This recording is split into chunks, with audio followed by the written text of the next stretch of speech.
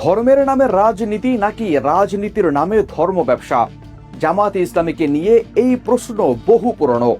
এবার সেই বিতর্কের আগুনেই ঘি ঢাললেন অনুসন্ধানী সাংবাদিক, লেখক ও গবেষক এবং দৈনিক যুগান্তর ও সমকালের সাবেক বিভাগীয় সম্পাদক শাকের হোসাইন শিবলি।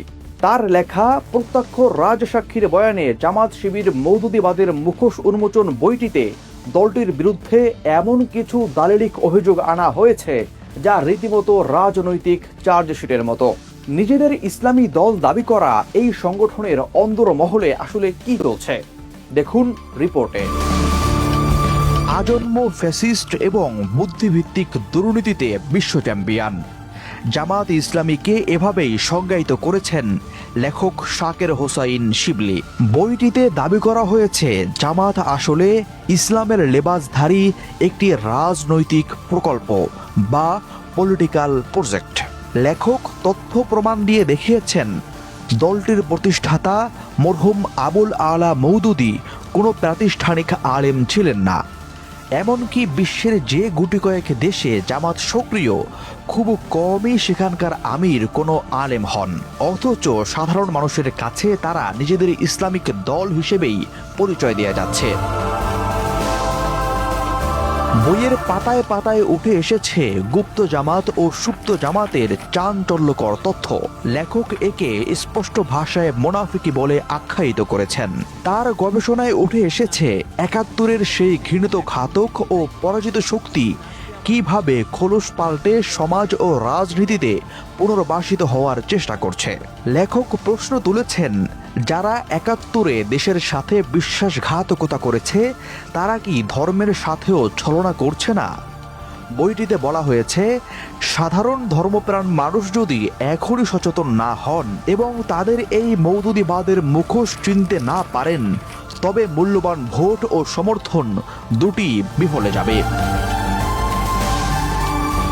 বইটির অভিযোগগুলো যে নিছক রাজনৈতিক বুলি নয় তার প্রমাণ মিলবে এর দালিলিক নথিতে। লেখক এখানে রাজ সাক্ষী হিসেবে হাজির করেছেন খোদ মওদুদি পুত্র ফারুক হায়দার মওদুদিকে। পাশাপাশি পাকিস্তান শরিয়া বোর্ডের সাবেক বিচারপতি মুফতি তকি ওসমানী, শাইখুল হাদিস আল্লামা আজিজুল হক, মাওলানা শামসুল হক ফরিদপুরি, আবু তাহের মিসবাহ, দিলওয়ার হোসাইন সাইফি এবং মুফতি সাইদ আহমদ মুজাদ্দিদির মতো বরেণ্য ব্যক্তিদের লেখা, সাক্ষাৎকার ও বিশ্লেষণ বইটিকে দিয়েছে ভিন্ন এক দালিলিক মাত্রা।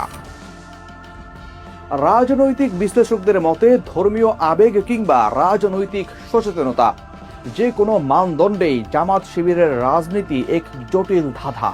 বোদ্ধা মহলের অভিমত, যারা এই ধাঁধায় পা না দিয়ে ইতিহাসের নির্মোহ সত্যতা জানতে চান তাদের জন্য এই বইটি কেবল পাঠ্য নয়, বরং সংগ্রহে রাখা অপরিহার্য।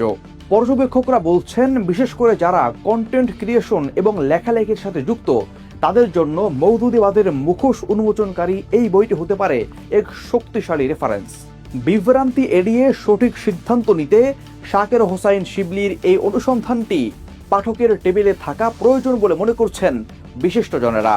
এছাড়াও একই সঙ্গে লেখকের আরও একটি বই প্রকাশিত হয়েছে জামাত শিবিরের নৃশংসতা নামে, যেখানে হাটহাজারী মাদ্রাসার উপর জামাত শিবিরের হামলা, মাওলানা দেলোয়ার হোসাইন সাইফির উপর ৯১ বার হামলা ও মাওলানা শামসুল হক ফরিদপুরীর ছেলে মাওলানা ওমর ফারুকের উপর জামাত শিবিরের হামলার ঘটনা দলিল সহকারে উত্থাপিত হয়েছে।